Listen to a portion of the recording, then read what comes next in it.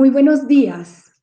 Es para mí un privilegio estar en esta sesión el día de hoy y me parece asombroso pensar que ya estamos en el tercer día del quinto Foro Regional de Empresas y Derechos Humanos. En primer lugar, muchísimas gracias a todos y a todas que nos están acompañando en este espacio. Y pues para comenzar, quisiera presentarme.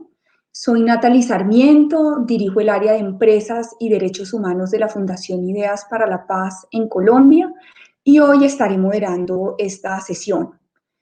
Para mí es un honor dar la bienvenida y apertura a este encuentro que hemos llamado Ser Mujer, la conducta empresarial responsable como una oportunidad para cerrar brechas de género en la actividad empresarial y que tiene como propósito dialogar frente a la importancia de implementar conductas responsables con un enfoque efectivo de género que permita superar las brechas y barreras existentes para las mujeres en el ámbito de las empresas, como también impulsar el goce efectivo de sus derechos.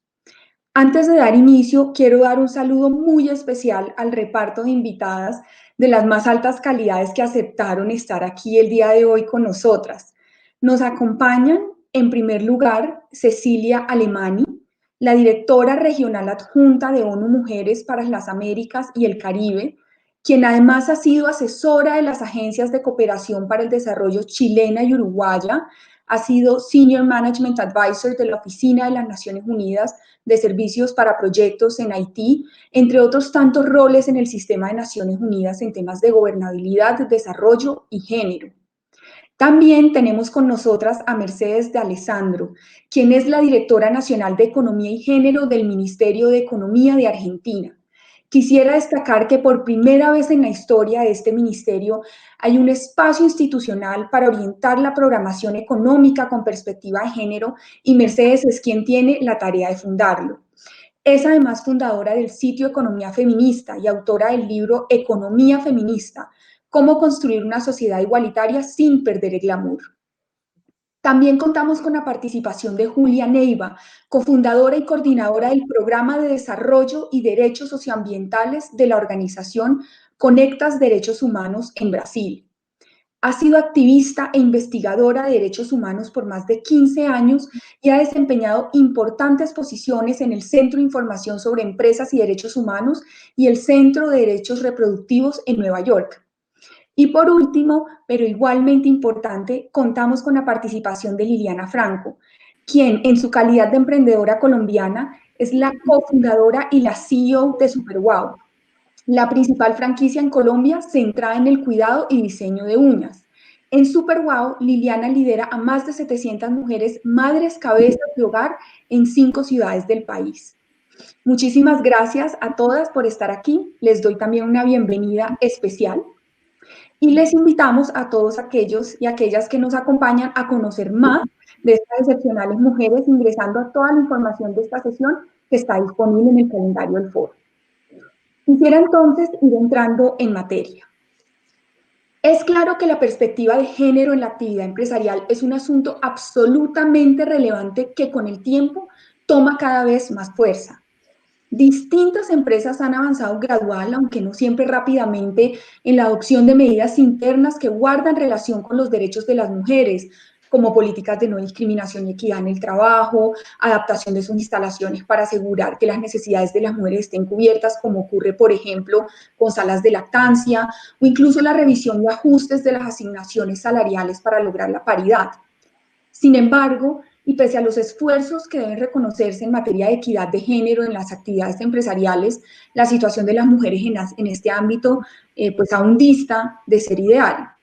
Por ejemplo, si miramos el ranking PAR, a 2019 solo el 52% de las empresas latinoamericanas que participaron en su análisis contaban con políticas de equidad de género y de esas empresas solo el 36% había desarrollado planes estratégicos de trabajo en estos asuntos.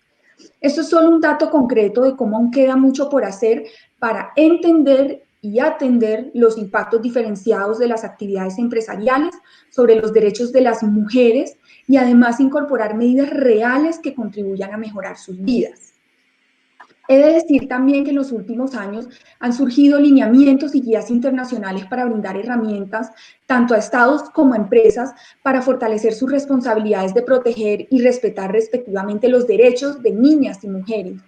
Por ejemplo, en 2019 el Grupo de Trabajo sobre la cuestión de los derechos humanos y las empresas transnacionales hizo públicas las dimensiones de género de los principios rectores, que tienen como eje central imprimir y hacer inherente y explícito en cada uno de los 31 principios rectores la perspectiva de género.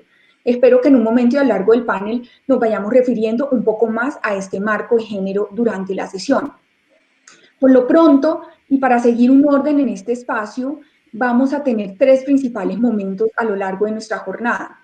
En el primer momento hablaremos sobre la situación actual de las mujeres latinoamericanas, cuáles son esas brechas persistentes en relación al sector empresarial y cómo el COVID-19 las ha profundizado. Luego, en un segundo momento, conversaremos sobre los beneficios de incorporar un enfoque de género en las conductas empresariales responsables como mecanismo para desafiar las estructuras de inequidad y particularmente en la manera en que se desarrollan las actividades económicas, así como las oportunidades para la acción. Y finalmente, en un tercer momento, responderemos a las preguntas de los y las asistentes. Para esto, en este punto, les agradecería que nos vayan enviando por el chat de la sesión en cualquier momento las preguntas que puedan tener y las iremos recopilando para darles respuesta en la mejor medida posible. Entonces, dicho esto, pues resulta evidente que existen condiciones sociales y económicas que sitúan a las mujeres en una situación desfavorable, que limita su capacidad de alcanzar en ocasiones o con mucha frecuencia una vida digna. Muy en línea con la introducción que hacía hace un momento, pues vemos cómo persisten importantes limitaciones, por ejemplo, en el acceso al trabajo. Basta ver las cifras de la OIT para el 2019, donde se mostraba que el desempleo de las mujeres en América Latina era un poco más del 10%, mientras que de los hombres era cercano al 7%. Esto se agrava por la brecha salarial, que muestra que, por ejemplo, mientras que un hombre puede ganar 100 pesos, una mujer gana 83, ¿no? Mostrando, digamos, una brecha cercana al 17%. Y a esto se le adicionan capas adicionales, donde las mujeres ocupan más puestos informales, peor remunerados, asumimos mayoritariamente labores de cuidado que no necesariamente son monetizadas. Esto pues supone cargas que no generan ingresos a las mujeres y además pueden tener múltiples repercusiones en la vida personal, familiar y profesional de las mujeres. Y a esta realidad que ya era preocupante se ha sumado la crisis generada por el COVID-19, que no ha hecho otra cosa que evidenciar y profundizar una realidad que ya estaba ahí. Entonces, con estos puntos generales en mente, quisiera que profundicemos mejor en lo que está ocurriendo desde la perspectiva de nuestras panelistas. Y empecemos entonces con Cecilia. Cecilia, para arrancar y para tener una perspectiva amplia de lo que está ocurriendo, quisiera preguntarte desde la labor que adelanta ONU Mujeres y teniendo en cuenta las dinámicas que ha traído el COVID-19, ¿cuáles son esos asuntos más críticos que persistentemente están enfrentando las mujeres en el contexto latinoamericano y que deben conocerse y gestionarse desde el sector empresarial? Buenos días, Natalie, buenos días a todas. Un placer estar acá, aunque la conversación es difícil, porque estamos en un contexto difícil, quizás uno de los más complejos a los que nos hemos enfrentado como generación. Es un honor estar con Mercedes de Alessandro, que tiene una gran tarea por delante, como bien describías, Natalie, y con Julia y Liliana, esperando que entre todas podamos arrojar luz sobre los desafíos que tenemos por delante, en todos los ámbitos. Y quizás para empezar con el panorama general del impacto de la crisis en las mujeres y en la región, lo primero, creo que desde el Sistema de Naciones Unidas en general y el propio secretario general, Antonio Guterres, de inicio planteó y comprendió rápidamente y a todos los Estados miembros, a todos los actores partes, a hacer una respuesta eficaz a la crisis que abordara estos efectos diferenciados en las mujeres, integrando la perspectiva de género en todas las medidas, no solo en respuesta a la crisis sanitaria, pero también en todo lo que estamos viendo de paquetes de recuperación económica o socioeconómica para paliar esta triple crisis casi que podríamos decir que estamos enfrentando. Y puso muy claro desde el principio, y por supuesto esto es completamente apoyado desde ONU Mujeres en cada letra y cada punto de que tenemos que asegurar la representación equitativa de las mujeres y las organizaciones de mujeres en torno a todos los planes de respuesta y toma de decisiones de la crisis, que tenemos que impulsar un cambio transformador para la igualdad, abordando los problemas de cuidados, remunerados y no remunerados. Creo que este enfoque transformador que vemos en los principios y las directrices, los que vamos a hablar antes, ahora está al más alto nivel en la comprensión de la respuesta a la crisis desde Naciones Unidas. Ahora el desafío es cómo hacer que esto efectivamente se transforme en realidades en esas respuestas y, bueno, entender desde un principio, incorporar esta perspectiva de género en las dimensiones socioeconómicas de la crisis, que hoy son muy evidentes para todas nosotras en América Latina y el Caribe, pero que hace 6 meses no eran tan obvias, ¿no? Teníamos algunas voces que creían que era un viento que iba a pasar como cualquier gripe. Por suerte, el sistema multilateral a través de la OPS y la OMS nos ha dicho desde el inicio que no era así y que acá estamos enfrentando desde todos los lugares en los que estamos una crisis, primero que no es neutral, por supuesto, en cuanto al género, pero segundo que nos pone en jaque todas las estrategias de construcción de opciones y de autonomía económica para las mujeres. Estamos viendo en todos nuestros países el aumento del desempleo y la falta de acceso a protección social, sin entrar en todos los dilemas que tenemos de colapso de los sistemas de salud por la falta de inversión previa en el fortalecimiento de la respuesta de los estados en el derecho a la salud tan básico, hoy tan evidente, ¿no?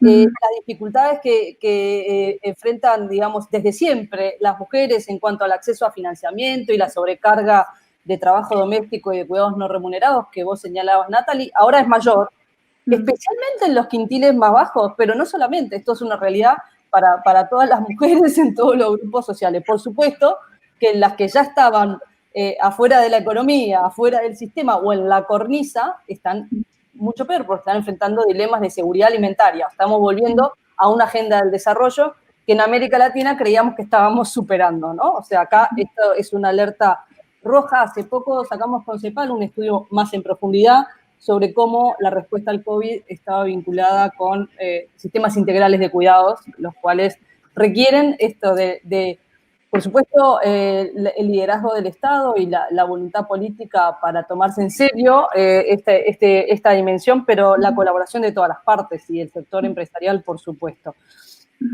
Ahora bien, hablamos de que parte de la respuesta a la crisis es poner en evidencia y responder a los problemas de corresponsabilidad, ¿no? Esto no es solo la corresponsabilidad en el hogar, en los cuidados, pero también de todos los actores. Y aquí el tejido empresarial y el Estado están llamados a asumir su parte de responsabilidad en la corresponsabilidad. Hasta hace unos meses pensábamos que fomentar la corresponsabilidad en una empresa era poder tener un centro de cuidados que permitiera flexibilidad, cercanía, soluciones a las familias.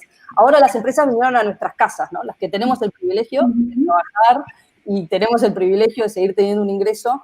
Bueno, el centro de cuidados recibió a la empresa. Es al revés. Hasta hace unos meses esperábamos que la empresa resuelva los cuidados y los reciba. Ahora es, bueno, no, el centro de cuidados que en nuestras casas recibió a la empresa en las casas.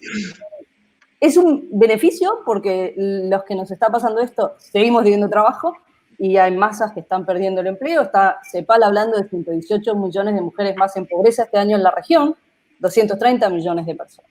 Entonces esto yo creo que es una alerta en el sentido de que los objetivos de desarrollo sostenible en los cuales, por supuesto, todos nuestros esfuerzos apuntan a largo plazo.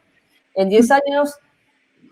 con este golpe que estamos viendo en el 2021 van a ser más difíciles de lograr porque tenemos serios riesgos de retroceso en la autonomía económica de las mujeres, en esta difícil igualdad en el trabajo que veníamos tratando de construir. Entonces, acá, Natalie, vos señalabas el impacto en la participación del mercado de trabajo. Por supuesto, ahí cuando pensamos desde las empresas, es entendible que las empresas también están luchando por sobrevivir, ¿no? Estamos en un tema donde el tejido productivo, casi en su totalidad, está en riesgo. Claro, las transnacionales, las grandes empresas están también, pero con otros niveles de asset y tejidos que los que tienen nuestras pymes. La mayoría de nuestros países, el tejido social y productivo está compuesto por pymes, por pequeños emprendimientos, y esas mujeres que participan en los últimos años más activamente en la economía y que se han promovido por todos los planes, los programas de promoción del emprendedurismo femenino, están en la cornisa hoy. En su gran mayoría están a punto de caer. Y entonces cualquier esfuerzo, por supuesto, de recuperación o de mantenimiento del tejido productivo en este momento tiene que tener perspectiva de género en nuestros países, no solo apuntando a los sectores que están más impactados por la crisis, evidentemente el turismo, el comercio, tenemos países que viven de eso, o sea, que son altamente dependientes de un modelo de alguna manera económico que ya tenía problemas antes, por supuesto, de la perspectiva de los derechos humanos y de las mujeres, pero que ahora básicamente deja sin medios de vida, sin medios de supervivencia a grandes masas. Eso es algo que creemos que tenemos que mirar particularmente, porque no solo está afectando a ese 50% de las mujeres que trabajan en la informalidad en la región, está también afectando a quienes trabajaban en la formalidad y con los mejores estándares, siempre desiguales, siempre cobrando menos que sus pares varones, ¿no? Con todos los desafíos que conocemos de la desigualdad estructural del mercado de trabajo. Y aquí tenemos que, creo, que ser muy creativos, porque si seguimos buscando soluciones como que todo sigue igual, probablemente fallemos, ¿no? Tenemos una mentalidad empresarial, pero es societal, donde todavía predomina esta idea de que el trabajador ideal es el hombre sin responsabilidades de cuidados, ¿no? Entonces, es grave porque hasta tenemos empresas lideradas por mujeres que piensan así y discriminan así. Y si ahora estamos tomando decisiones a nivel de las empresas, pero también del Estado en cuanto al tipo de soluciones que se da, tanto en apoyos e incentivos financieros como nuevas soluciones de protección social frente a la crisis y la emergencia, es que corremos el riesgo de que las primeras en salir, ¿sí? Los primeros puestos en suprimir, las mujeres, las menos calificadas, las jefas de hogar, ¿no? O sea, estos grupos donde la pobreza además se multiplica porque tienen muchas personas a cargo. Parte de lo que nosotros estamos promoviendo desde ONU Mujeres, por supuesto, es la respuesta con perspectiva de género en todos sus ámbitos, no solamente las políticas específicas o acciones de género, pero también que los incentivos fiscales, las macroeconómicas, lo que Mercedes está tratando de propulsar desde su lugar, la tengan, porque efectivamente estas medidas que neutrales suelen tener mucho más impactos que los pequeños esfuerzos específicos de la igualdad de género, ¿no? Que cuando son muy acotados o focalizados. Quizás acá otro tema a poner antes de cerrar este primer bloque es el tema del acceso al capital, ¿no? Por parte de las mujeres en la región. O sea, en definitiva estamos diciendo, las mujeres se están cayendo de la economía por falta de assets, por discriminación estructural, por falta de medios de vida. Bueno, lamentablemente el acceso al capital sigue siendo una traba importante en la región, digamos, a todos los niveles, ya sea por el acceso al financiamiento, como por la participación básicamente de las mujeres en lo que puedan ser básicamente los consejos empresariales, ¿no? El proyecto Mujeres en la Bolsa de Valores nos pone así como negro sobre blanco este hecho tan ridículo, casi podríamos decir, de que en la región por cada 6 hombres y medio que hay en consejos básicamente empresariales para la inversión, encontramos solamente una mujer, ¿no? O sea, esta desigualdad estructural no solo la tienen las grandes masas de esa clase media que estábamos queriendo construir en la región y en la que muchos países avanzaron reduciendo pobreza y desigualdad en los últimos 15, 20 años, sino que también en lo que puede ser las cúpulas de toma de decisión que podrían estar cambiando decisiones de inversión y básicamente de cómo asumir riesgos en el capital, siguen siendo igual de desiguales. Quizás acá voy a cerrar para poder escuchar a todas en esta primera ronda y poder volver más tarde sobre los principios, las dimensiones y las directrices. Muchísimas gracias, Cecilia, por esta primera intervención que yo creo que nos brinda una panorámica bastante gruesa sobre la magnitud y la seriedad pues, de este desafío que estamos enfrentando y particularmente la situación de las mujeres en el contexto actual de la pandemia. Quisiera destacar 3 ideas para conectar con nuestra siguiente panelista, que es Mercedes, y es, por un lado, la necesidad de que cualquier esfuerzo de recuperación del tejido productivo necesariamente debe incorporar una perspectiva de género. Lo segundo, me parece muy interesante cómo es importante notar que esto no es ajeno a la agenda de desarrollo, no solo en clave del retroceso general que se está viendo en distintos indicadores, sino también a su vez de asuntos como mencionabas de la seguridad alimentaria, entre tantos otros, lo cual supone también hacer una conexión allí desde el sentido de corresponsabilidad, donde las empresas tienen un rol.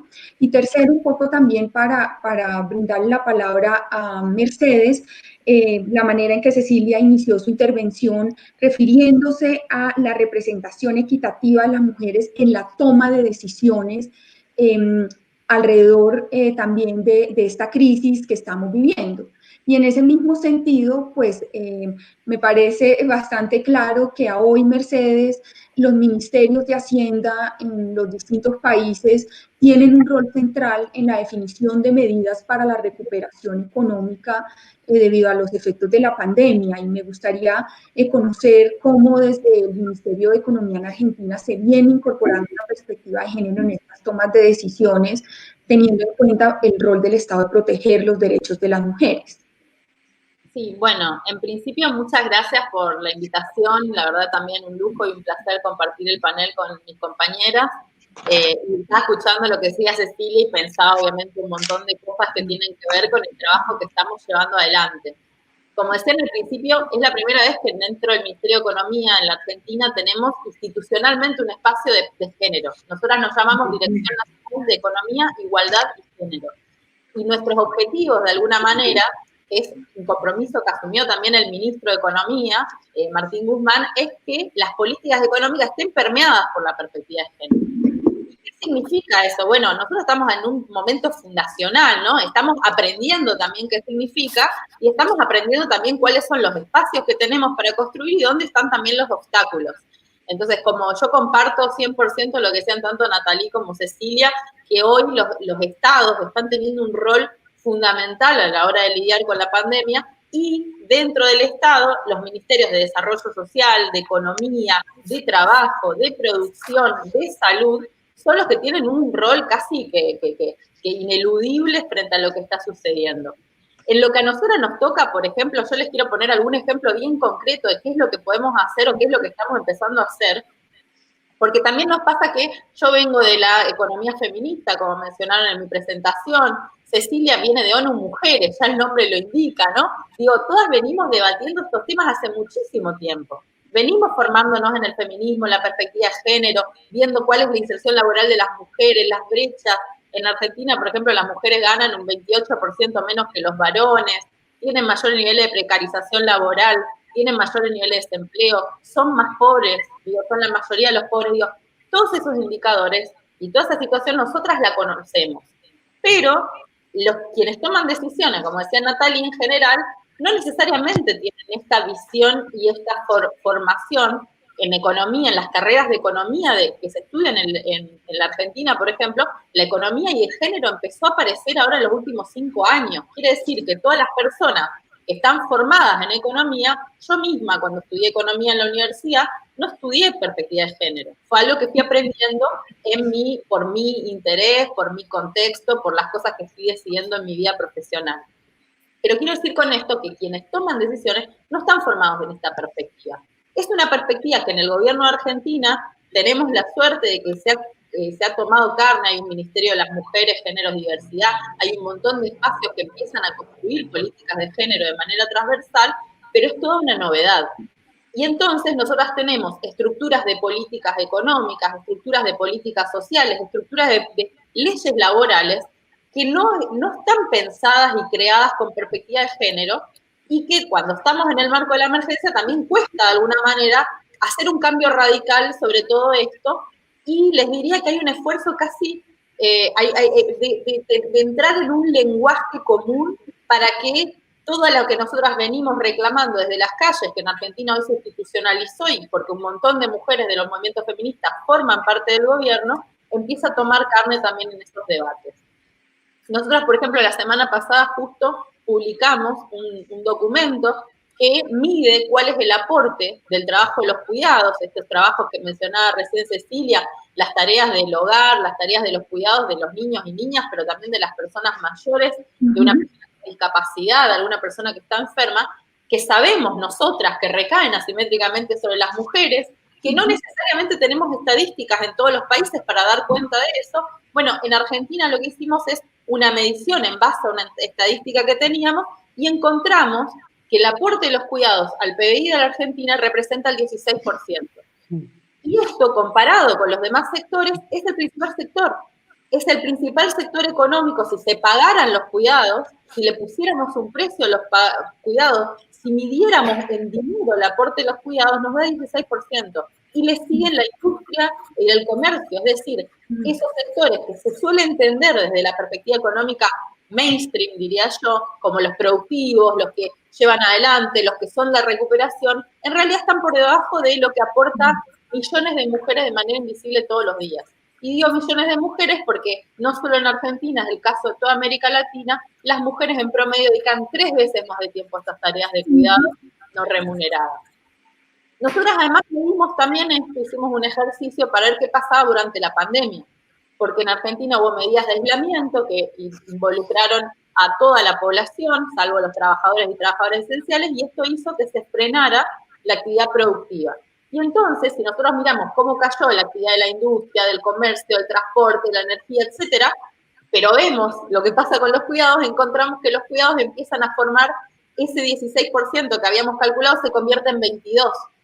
Porque, a pesar de que nos dicen la economía del mundo se paralizó, y en esta economía con la perspectiva de género decimos la economía del mundo está más activa que nunca. Porque no solo tenemos todas las mujeres haciendo estas tareas de cuidado no remunerados en los hogares, sino que 7 de cada 10 trabajadoras del sector de salud, las enfermeras que están hoy haciendo testeo, acompañando a las personas que están infectadas por el coronavirus, haciendo todas estas labores son mujeres.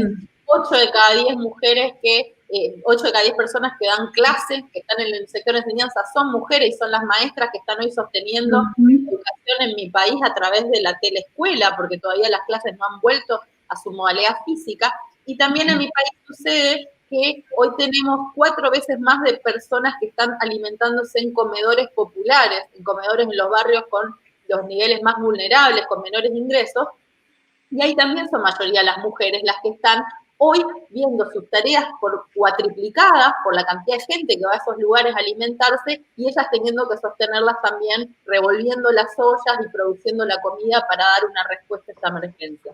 Entonces, nosotros lo que estamos haciendo para cerrar y para pasar a la siguiente es de alguna manera tratando de poner en valor, con números, con datos, con estadística esto, para que podamos empezar a discutir seriamente las políticas públicas, las políticas productivas, las políticas económicas con perspectiva de género para introducirnos en esos debates. Porque lo que nos ha pasado durante mucho tiempo es que todas estas cuestiones que las mujeres venimos trabajando hace tanto tiempo, a veces parecieran que son sensaciones, que son cansancios, y muchas veces también lo tenemos naturalizado, porque mi generación, por ejemplo, se ha criado con una abuela ama de casa full time, en un rol que la sociedad veía como válido y como normal y como natural. Y era lo raro una mujer que estudiara una carrera universitaria, ¿no? Yo incluso, que vengo de un pueblo pequeño en el interior de la Argentina, también era rara por haber querido ir a la universidad, privilegiando eso antes que casarme y tener hijitos, ¿no? Digo, hay determinadas situaciones que tenemos todavía naturalizadas y que creo que ponerla en datos, incorporarla a los discursos y a los debates económicos también es un desafío en términos de la pedagogía, del aprendizaje y de la construcción de herramientas concretas, de metodologías, de herramientas de diagnóstico, de herramientas de monitoreo y también para revisar las políticas públicas que llevamos adelante en el Estado. Así que por ahí dejo este aporte. Fantástico, Mercedes. Realmente agradezco mucho la reflexión que nos pone sobre la mesa, al menos en 3 sentidos. Uno, la importancia también de informar la toma de decisiones públicas a partir de datos concretos, dinámicas claras, donde se logren expresar y visibilizar estos distintos fenómenos, dinámicas que están ocurriendo, nos ejemplificadas, por ejemplo, a través de las labores de cuidado. En el contexto colombiano se estima que estas labores de cuidado serían el 20% representarían el 20% del Producto Interno Bruto. Entonces, me parece absolutamente valioso ese primer elemento en términos de las políticas públicas. Lo segundo, el gran desafío también de saber que ya había unas políticas públicas con una serie pues, de supuestos, parámetros y demás, y cómo se pueden transformar también a la luz de esta información y estos análisis que vienen adelantando, y por supuesto per se también cuáles son aquellos asuntos más críticos donde se ve exacerbados pues las labores de las mujeres en este contexto. Entonces, muchísimas gracias por ese primer barrido, y quisiera entonces con eso pasar a Julia, ¿no? Es claro, creo que ha salido muy claramente en esta conversación, pues que las mujeres en esta discusión y en estos procesos de toma de decisiones deben tener voz y agencia. Y en esa medida me gustaría, Julia, desde tu perspectiva y experiencia, y también teniendo en cuenta una mirada interseccional, ¿qué se podría decir del contexto actual sobre las mujeres de comunidades étnicas, mujeres rurales, defensoras de derechos humanos? ¿Qué están viendo en sus vidas en este momento y qué es pertinente para la conversación de conducta empresarial responsable? Muchas gracias, Nathalie. Muchas gracias, compañeras. Es un gusto estar hoy acá con compañeras con tanta experiencia y conocimiento. Discutir ese tema es aún más importante considerando el contexto de crisis generalizada, como hemos oído de nuestras colegas hoy, que vivimos hoy en Latinoamérica, a pesar de todo, ¿no? Y otras partes del mundo. No por acaso, en Brasil es uno de los países con los peores impactos de la pandemia de COVID, como lo saben, con más de 125,000 personas muertas. Y los impactos de la pandemia afectan desproporcionadamente a las mujeres, sobre todo las mujeres no blancas, y eso no es novedad considerando que el racismo estructural, el sexismo y las desigualdades sociales caracterizan la sociedad brasileña, como lo sabe, además de ausencia de medidas adoptadas por el gobierno para ese combate de la pandemia y de esas desigualdades estructurales. Así que algunos grupos sufren los impactos con mayor intensidad que otros. Los efectos de la interseccionalidad de género, raza y clase hacen que la experiencia de opresión y marginación de mujeres pobres y no blancas también esté presente en la forma en que experimentan los impactos de la pandemia de COVID. O sea, es más intensa que para otras mujeres. Además, en los últimos años, el gobierno brasileño ha realizado numerosos intentos, lamentablemente, de cambiar marcos legales, institucionales y esenciales para la protección de los derechos humanos, para la democracia, incluso que afectan mujeres negras, indígenas con más profundidad. Hemos visto eso durante la pandemia, que afectan los derechos sexuales y reproductivos de las mujeres, el acceso a un empleo. Y esos ataques también son a la protección ambiental y que pone efectos terribles sobre las condiciones propicias para la conducta empresarial responsable en el país y que impone riesgos a las defensoras de derechos humanos y de la tierra.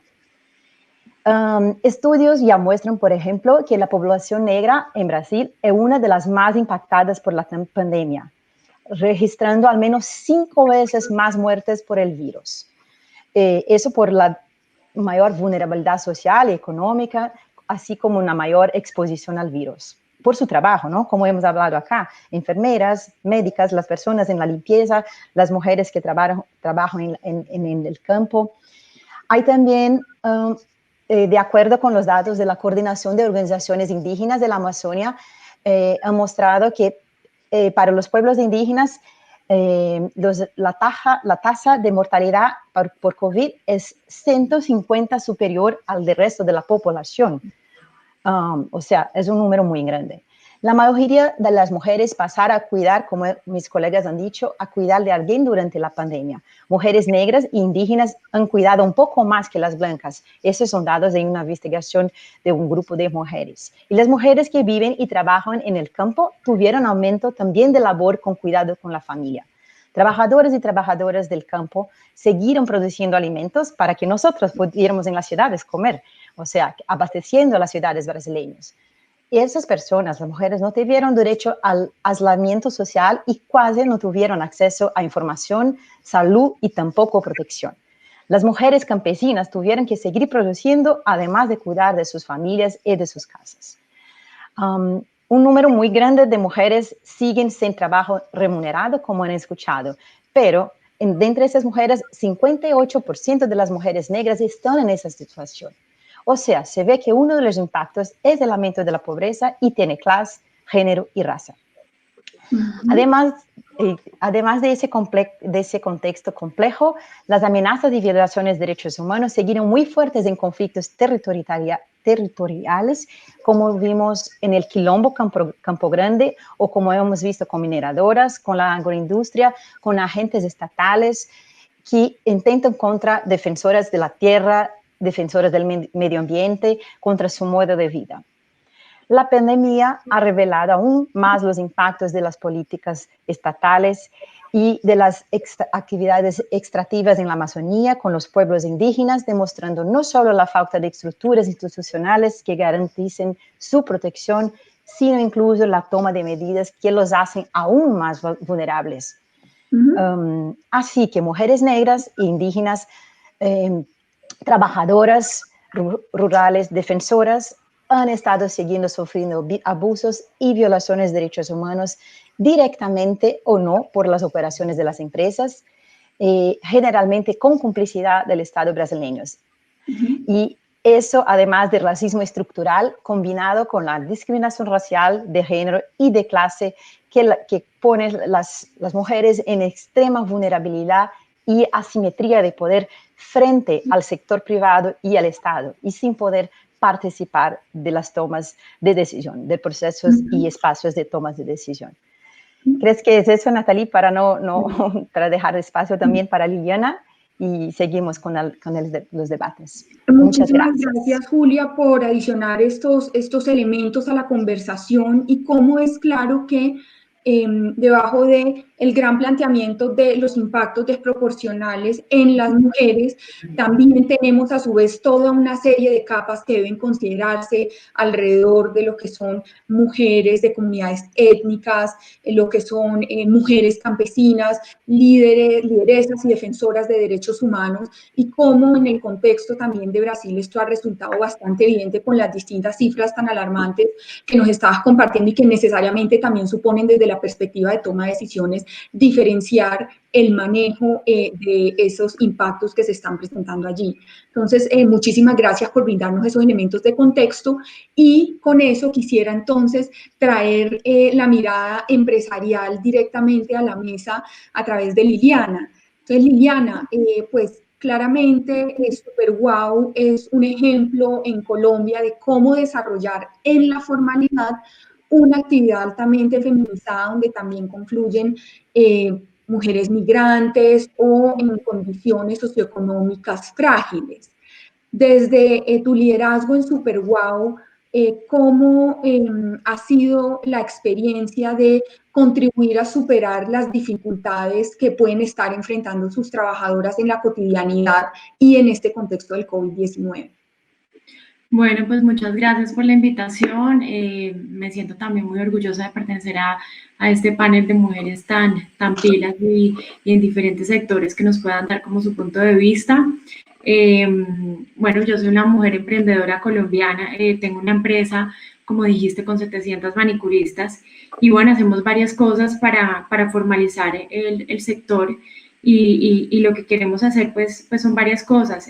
Lo primero que hacemos con estas chicas es que pues las ayudamos a capacitar. ¿Cómo las capacitamos?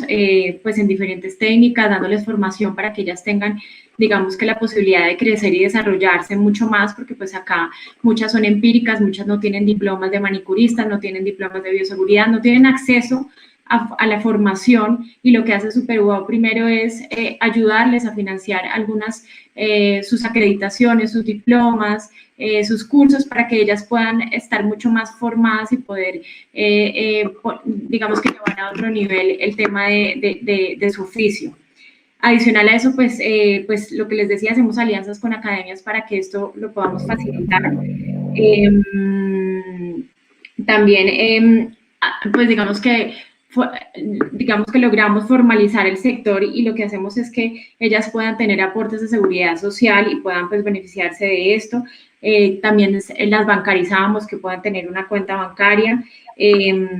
Adicional a esto, pues digamos que en Superwow no existe la jerarquía, no hay ningún tipo de jerarquía como puede existir en una peluquería donde el estilista es la estrella y es el que se lleva pues como todas las ganancias y todo, y la manicurista no. En Superwow lo que hacemos es que la manicurista pues está al mismo nivel de todos y por esto ella es la protagonista, ella gana bien en Superwow, es una niña que pues los clientes se sienten muy satisfechos porque van a apoyar a madres cabezas de hogar, a madres solteras pues con muchas necesidades y ellas allá son las protagonistas en todo el sentido de la palabra, tienen su agenda, tienen sus insumos, tienen digamos que todas las oportunidades para desempeñarse y digamos que ser como las estrellas. Creo que lo que ha hecho Superwow es valorar su profesión y llevarla a otro nivel. Este modelo de negocio, pues yo revisándolo y cuando tenía la oportunidad de ir a otros países, no había visto un modelo donde existieran 30 manicuristas en una sola sede, trabajando todas por un mismo fin. La mayoría, pues lo que les digo, mujeres, porque pues no, digamos que hemos sido muy enfáticos en que queremos que la experiencia la brinde una mujer y ha sido muy bonito.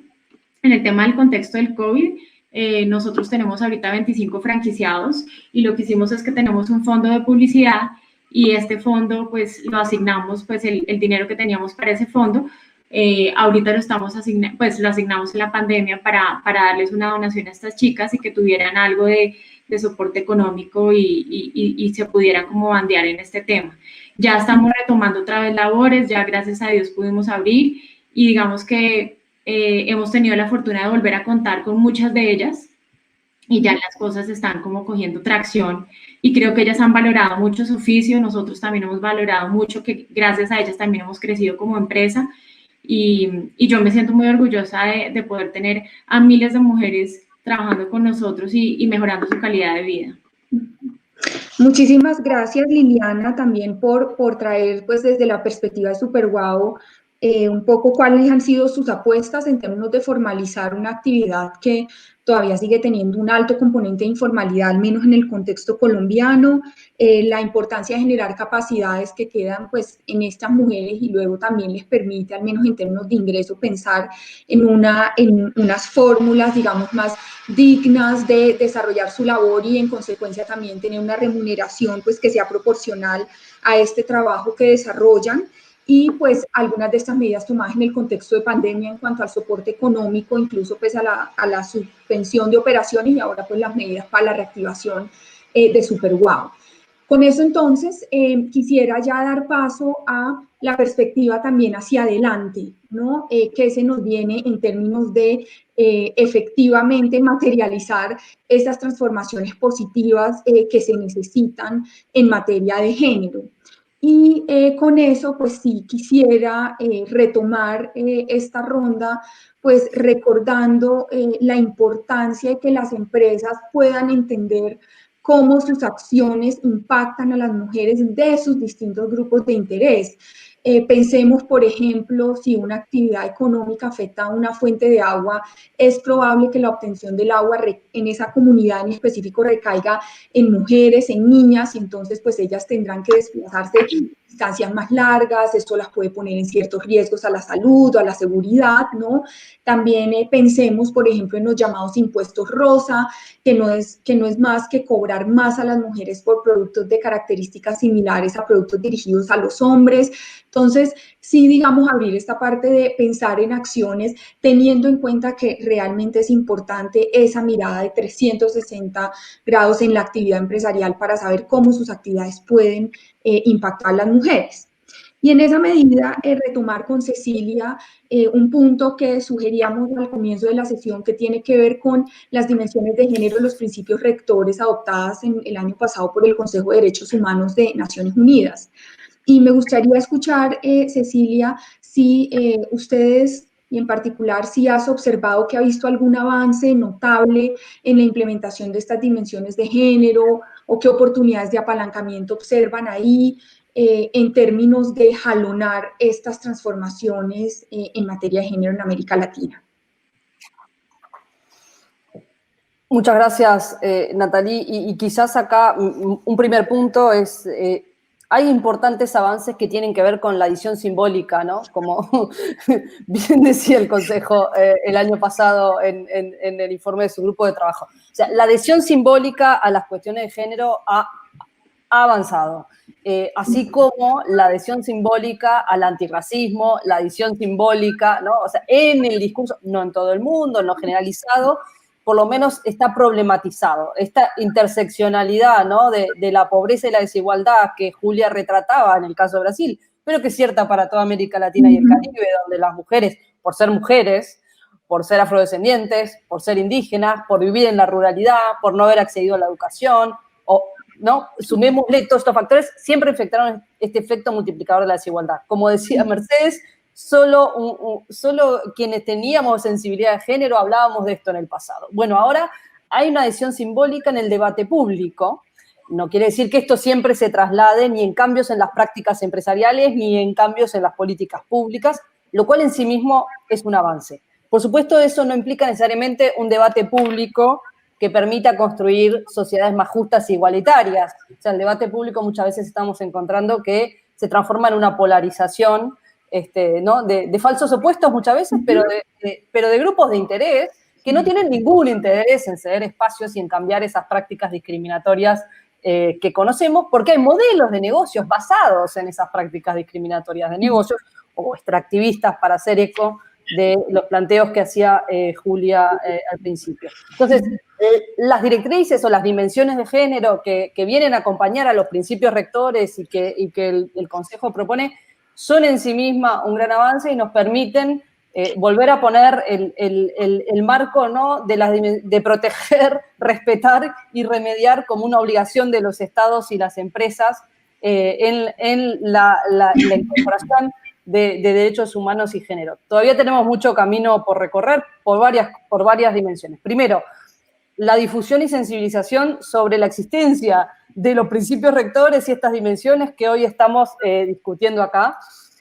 Eso es en sí mismo un desafío. Luego, el hecho de que los propios estados construyan y lleven adelante planes de acción nacionales sobre empresas y derechos humanos. Esto que no sea solamente una demanda de las organizaciones sociales o de las organizaciones de mujeres, que los estados hagan sus planes nacionales, sino que efectivamente haya compromiso de todas las partes para que se diseñen, con participación, por supuesto, de todas las partes y sean un sistema de monitoreo y reporte. Siempre cuando tenemos lineamientos y directrices como las dimensiones que estamos conversando ahora, el desafío es, bueno, ¿cuál es el marco del compromiso y cuál es la obligatoriedad? Las directrices refieren perfectamente a todas nuestras convenciones por las que nuestros estados están obligados y que afectan también a las empresas en el cumplimiento de CEDAW, en el cumplimiento de la plataforma de Beijing, de todo el marco de derechos humanos y los demás compromisos.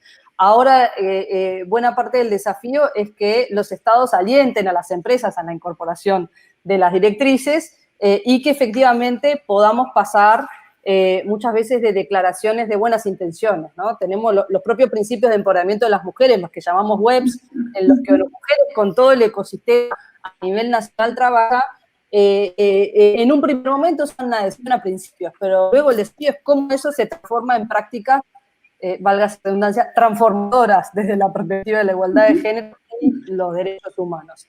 En la región, acá nosotros creemos que uno de los desafíos pasa por fortalecer el rol de los estados, la garantía y respeto de los derechos humanos de las mujeres, y muy especialmente en prevenir, castigar y reparar todas las formas de discriminación, acoso y violencia contra las mujeres, que aparece explícito en las directrices. La dimensión, digamos, de violencia de género y de violencia de las mujeres, Julia la retrataba muy bien en lo que tiene que ver con las múltiples discriminaciones, y varios estados, como decía Mercedes, en alianza con distintas organizaciones sociales del sistema de Naciones Unidas, están tratando de efectivamente medir, bueno, cuál es ese impacto en la violencia de género y en la violencia que estamos viendo, especialmente con el COVID, por el confinamiento, por la dificultad de acceso a salidas, a redes, y la propia esencialidad de los servicios de atención a sobrevivientes. Quiero poner un punto antes de cerrar acá.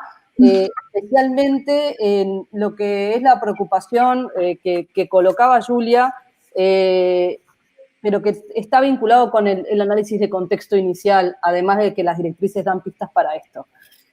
Las defensoras de derechos humanos, que en América Latina y el Caribe muchas veces son defensoras de su comunidad, defensoras del medio ambiente, están más en riesgo que el pasado, lamentablemente, no solo porque sus medios de vida están en jaque por la crisis, como decíamos, sino también porque encontramos episodios que no son episodios, porque todos los informes de derechos humanos dicen que es la región donde estamos enfrentando más feminicidios y homicidios de defensores, donde distintos poderes fácticos ponen en riesgo sus vidas, y esto especialmente nos preocupa. Estamos tratando de contribuir con los movimientos de las organizaciones de defensoras, con los sistemas de justicia, desde el programa Spotlight a nivel regional en varios países muy fuerte, para visibilizar, proteger respetar y remediar en este sentido, y asegurar, en definitiva, no solo que los estados cumplen con su rol y llevan adelante en ese marco un compromiso claro con las directrices,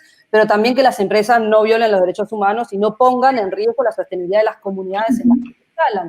O sea, muchas veces nos enfrentamos ante pinkwashings, donde hay gran adhesión a principios simbólicos de igualdad de género, pero después el modelo de negocio, la forma de inserción en la comunidad, no respeta ninguno de los principios básicos, o sea, no solo en relación a la cadena de valor y a la incorporación del trabajo de las mujeres, pero también con el propio impacto en las comunidades. Creemos que la serie de herramientas que los principios rectores y las directrices proponen son efectivamente, como decía Mercedes, hablando de las herramientas al inicio, marcos y de alguna manera estrategias rápidas para que en conjunto, Estado, empresas, sociedad civil, por supuesto nosotros siempre desde las mujeres acompañando a cada vez que se pueda, puedan efectivamente trabajar desde el inicio de los problemas y no solamente reparando al final. Quizás lo último aquí para decir, en los próximos días tenemos la Asamblea General de Naciones Unidas, que son los 75 años, el multilateralismo está en debate, evidentemente la crisis del COVID-19 para algunos los pone en cuestión, para otros lo justifican más que nunca, porque si no hay salida cooperada, no hay salida de este enorme desafío. Es una oportunidad también para asegurar y alzar la voz, yo creo, de los distintos grupos que vienen trabajando los temas de empresas y derechos humanos, llevando a que los estados se comprometan en los distintos desafíos pendientes también de ratificación, como Escazú. O sea, hay varios procesos en la región en los que, bueno, por supuesto, siempre contarán con el apoyo de las mujeres, las organizaciones sociales y de mujeres, pero también los estados y las empresas para ayudar en la efectiva implementación. Muchísimas gracias, Cecilia, por este balance que nos haces alrededor de las dimensiones de género. Digamos, sin duda, pues reconocer en sí mismo como avance la existencia de estos distintos instrumentos, declaraciones, y donde, pues, al menos en términos de voluntad de expresión de las distintas partes, como lo pueden ser los mismos estados, las empresas, pues, es valorado. No obstante, pues se necesita pasar un poco de ese decir o de esa expresión a la acción, ¿no? Aún esas transformaciones requieren bastante trabajo, y que incluso ese trabajo está atado a algo que mencionabas en términos de desafiar en sí mismo modelos de negocio que se fundamentan en ocasiones en esas mismas estructuras discriminatorias que ya existen en la sociedad. Y también este especial llamado a hacer frente a las situaciones que enfrentan mujeres lideresas, defensoras de derechos humanos y demás. Entonces, con esto, pues también decir que ahí toda la parte del liderazgo es del Estado, cómo los Estados deben fortalecer, y a su vez los Estados pues deben alentar a las empresas a incorporar estos parámetros en su manera de actuar, es un asunto esencial. y con eso, pues en esa nota y la necesidad, pues que las empresas se vean alentadas, ¿no?, a pasar de ese compromiso más político a la acción, quisiera volver a la palabra a Liliana, para también que Liliana pues pueda compartirle de pronto a sus pares, entiéndase pares empresariales, qué beneficios ha visto Superguau de adoptar medidas que promuevan el bienestar y dignidad de las mujeres en el negocio y dónde creen que aún están sus principales retos al respecto. Bueno, a ver, beneficios y retos hay bastantes. Yo creo que pues obviamente empezamos por un beneficio económico, pues porque creo que el modelo de negocio ha sido un modelo de negocio pues bastante exitoso, con temas, pues en temas reputacionales creo que las clientas se sienten muy cómodas y las mujeres de apoyar nuestro emprendimiento porque pues están dignificando la profesión de la manicurista y de la mujer emprendedora. Entonces, pues eso también nos ha ayudado un montón. En términos de retos, pues tenemos muchos retos.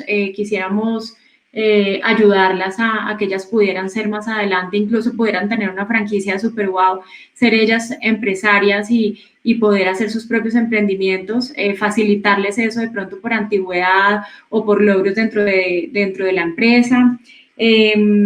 También pues dar como un porcentaje de nuestras utilidades para incentivos para que mejore su calidad de vida, puede ser para que puedan tener la cuota inicial para su casa, para tener, digamos ahorita que vamos a montar, a raíz del COVID salió la idea de salir también con el tema de los domicilios, de manicura a domicilio, se llama Superguau Home. Y pues la idea es también pues mirar cómo se van a transportar. Entonces, si ellas, pues acá en Colombia tenemos un sistema de transporte que se llama Transmilenio, que son como unos bucecitos articulados, creo que en Brasil también los hay, ¿no? Entonces, pues la idea es mirar si ellas realmente se van a transportar así o se van a ir en bicicleta o si realmente podemos financiarles una motico para que ellas estén mucho más seguras y además puedan acceder a otro tipo de cosas. Entonces, digamos que retos hay un montón, que ellas puedan mejorar su seguridad, que puedan mejorar su calidad de vida, que puedan crecer con la empresa. Tengo niñas que tienen casa, carro y beca, como se dice, trabajando en Superguau porque han sido niñas muy juiciosas que han ahorrado durante todo este tiempo y pues niñas que de todas las, como tú decías, Julia, de todas las razas, de todas las, pues han tenido la oportunidad de tener cosas y estar mejor con sus hijos. Tuvimos mucha gente, pues y tenemos mucha gente de Venezuela que la hemos recibido con los brazos abiertos, las hemos apoyado, que nos han ayudado a mejorar nuestro modelo de negocio. Las uñas acrílicas en Colombia no eran no éramos expertos en eso y las venezolanas llegaron a enseñarnos cómo hacer unas uñas acrílicas. Entonces ha sido súper bonito como todo ese crecimiento, incluso entre culturas, porque pues entre todas las mujeres nos hemos ayudado y hemos pues hemos crecido. Entonces pues hay muchos retos también, claro, el tema de trabajar con mujeres pues nos han llamado para hacernos artículos, para hacernos entrevistas, para contar nuestra historia, pero pues básicamente es eso, es mejorar la calidad de vida de estas chicas a través de varias estrategias. Muchísimas gracias, Liliana. Destaco de esta intervención no solo el dignificar la labor de estas mujeres, sino también pues esa perspectiva o ese reto de empoderar económicamente a mujeres que se desempeñan en este sector o en este caso en particular en la actividad de Superguau. En clave también pues de seguir como explorando oportunidades, me gustaría escuchar a Julia, ¿no? Entonces, Julia, nos has traído a la mesa toda la perspectiva de interseccionalidad, también de discriminación estructural, distintos ángulos de lo que puede estar ocurriendo con mujeres étnicas, rurales y demás.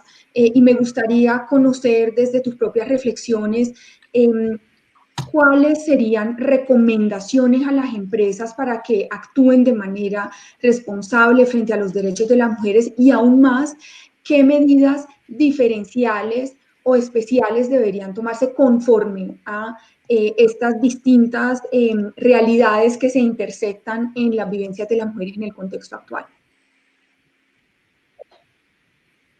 Muchas gracias, Natalie y demás compañeras.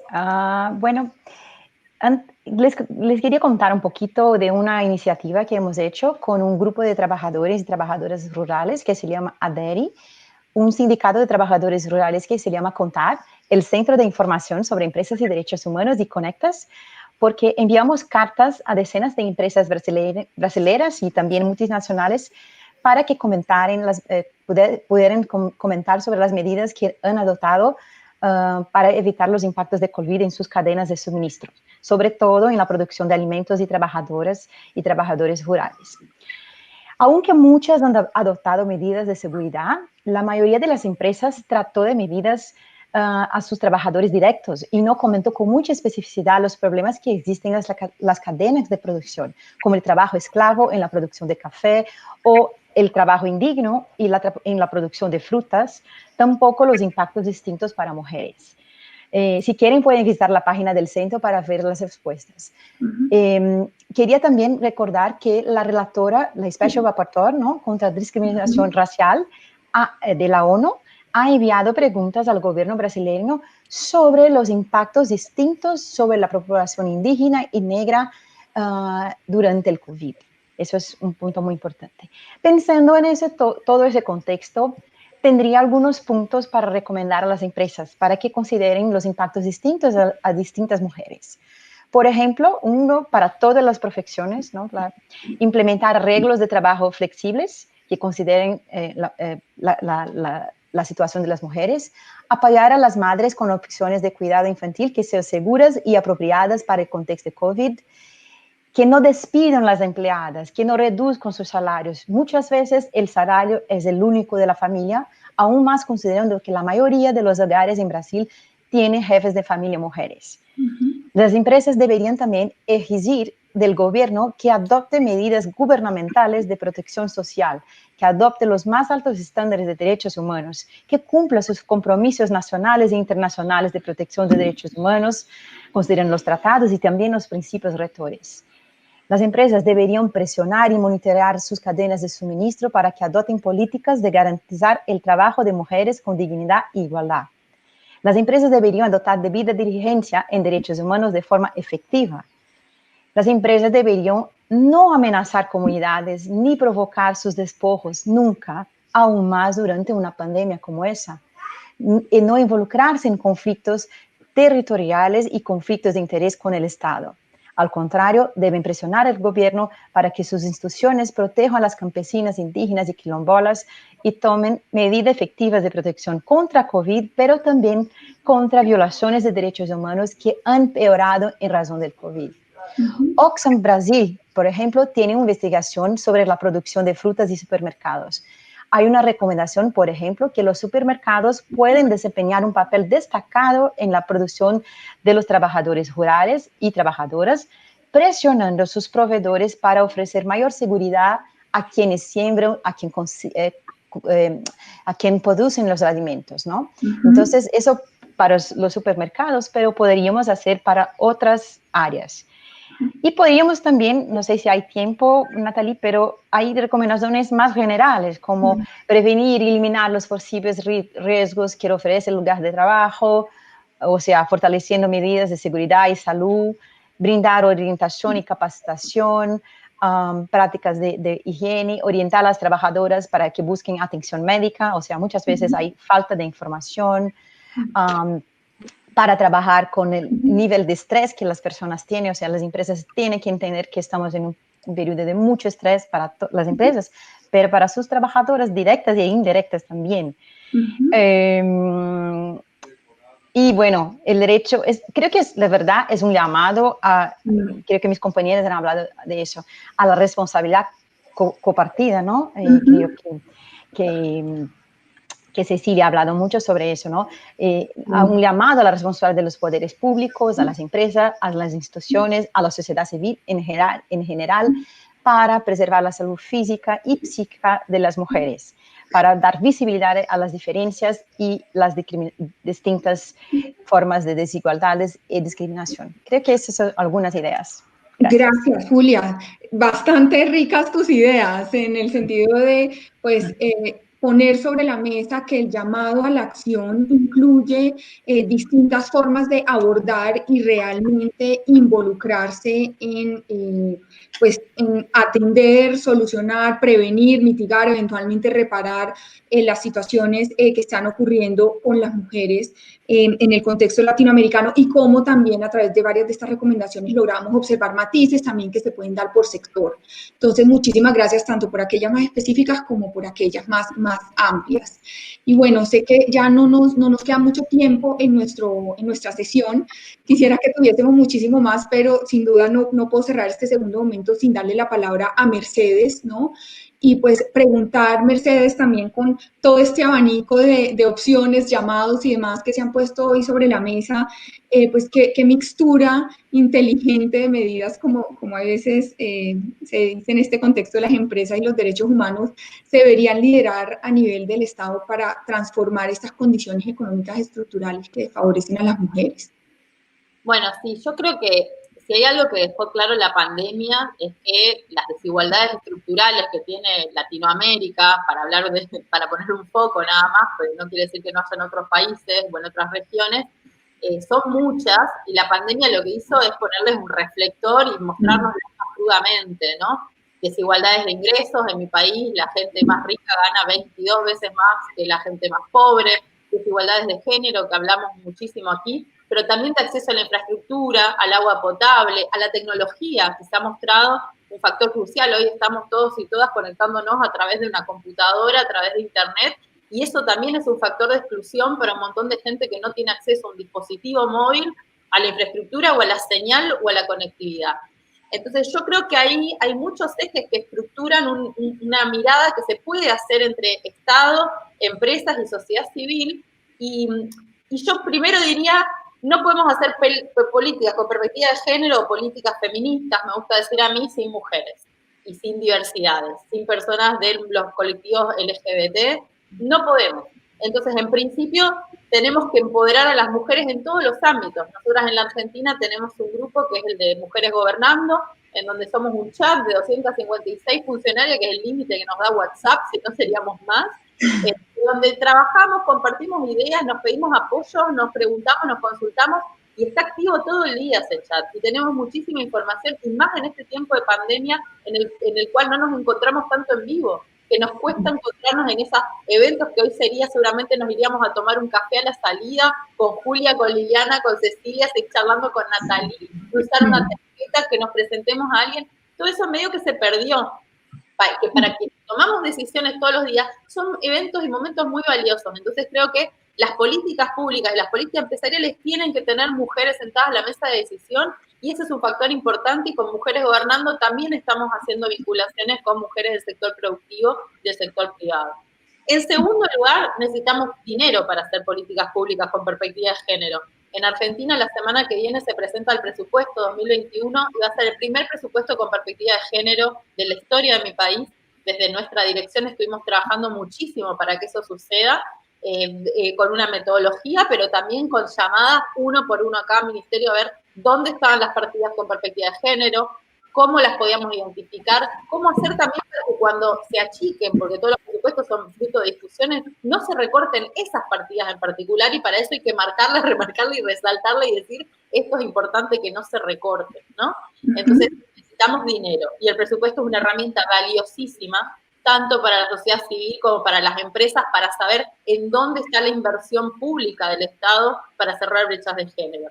Y en tercer lugar, creo que, para poner un ejemplo nada más, y darle paso a Natalie, en la Argentina se hizo una medida que se llama Asistencia al Trabajo y la Producción, el ATP, que es que el Estado financió salarios de trabajadores y trabajadoras de empresas que tenían problemas para resistir frente a la pandemia, ¿no? El Estado directamente le transfirió ese dinero para que se pagara hasta un salario mínimo o 2 salarios mínimos, depende del momento, de los sueldos de trabajadores y trabajadoras de empresas, desde las más grandes de la Argentina como Techina hasta las pymes más pequeñas, que en la Argentina el 90% de la estructura empresarial es pequeña y mediana empresa, son empresas como las de Liliana, son empresas que frente a la pandemia tuvieron más dificultades. Entonces yo creo que ahí hay una vinculación muy importante entre el Estado y el sector privado que se está desarrollando y que yo creo que es fundamental para atravesar esta situación.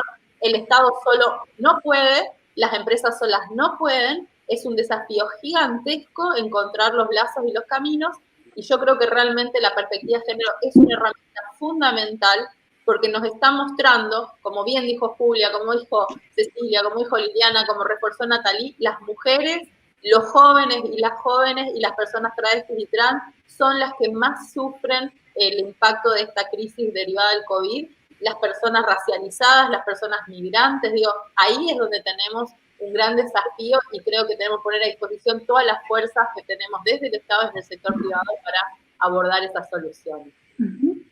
Muchísimas gracias, Mercedes, por esta perspectiva, digamos, tan clara. He de decir por mi parte que me llama mucho la atención lo que nos mencionaba sobre el presupuesto, ¿no? Y que es el primer presupuesto con perspectiva de género en la Argentina, pero también me atrevería a decir que un referente importante para la región. Y por lo demás, pues este llamado tan importante que creo que es transversal a esta conversación que estamos teniendo el día de hoy, y es la necesidad de que las políticas, la toma de decisiones en materia de género incluya efectivamente a las mujeres a través de su voz, su agencia, a través de pues el reconocimiento de la interseccionalidad y demás.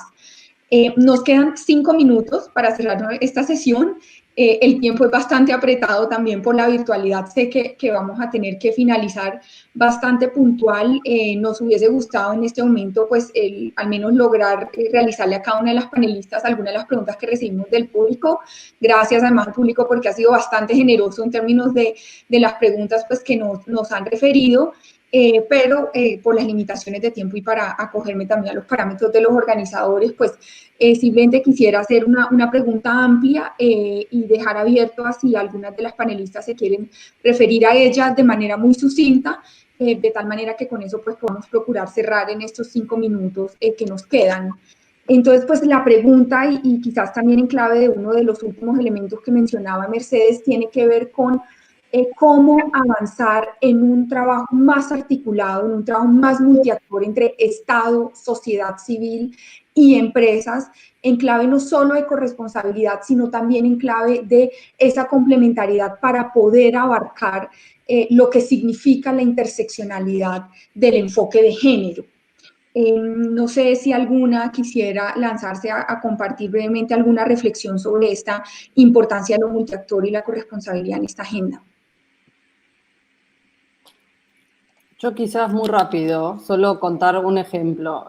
A ver, el modelo multiactor de las cámaras, el Estado y la sociedad civil, los trabajadores y las trabajadoras, pero también las otras organizaciones que se ven afectadas por la actividad empresarial, se expande, ¿no? En este contexto. Ya no es solo el tripartito tradicional, sino también las comunidades. O sea que casi que digamos es cuatripartito. Si queremos que sea acorde con perspectiva de derechos humanos, tiene que ser cuatripartito, y que la comunidad y el territorio no es un elemento ajeno ni neutro. Tiene actores y tejido social que puede representarla en los procesos. Eso como un primer elemento. El segundo, estamos viendo innovación, porque en definitiva esto tiene que ver con la estrategia de supervivencia de los actores.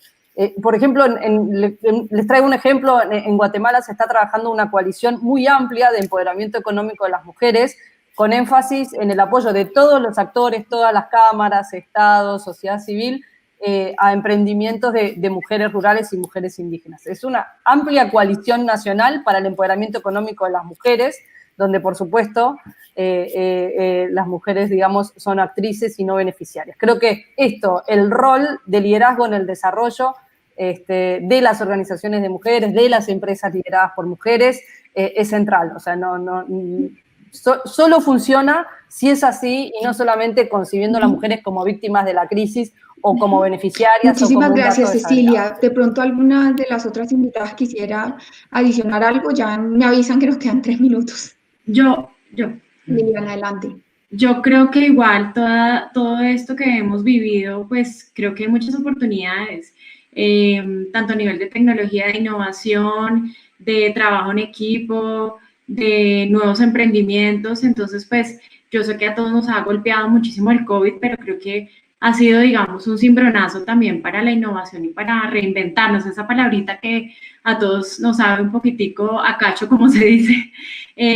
Creo que es el momento de verlo con esta cara, de verlo con esta cara. Mis niñas nunca se habían conectado por un Zoom o por internet a hacer una reunión, para ellas es nuevo.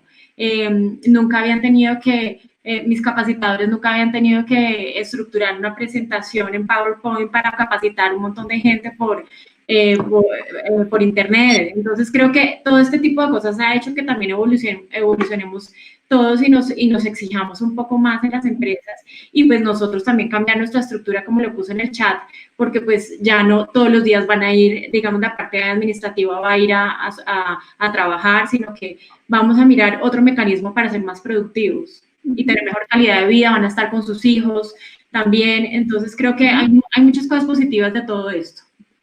Muchísimas gracias, Liliana. Y bueno, sea este el momento para agradecer a Liliana, a Mercedes, a Cecilia, a Julia por lo que ha sido una sesión bastante rica en contenidos y espero que podamos tener nuevos encuentros de hecho para seguir avanzando en muchos de los desafíos que quedaron hoy expuestos sobre la mesa. Gracias a todos a quienes nos acompañaron el día de hoy. Ya tendremos que cerrar, entonces muchas gracias. Muy buen resto de día. Gracias. Gracias. Listo.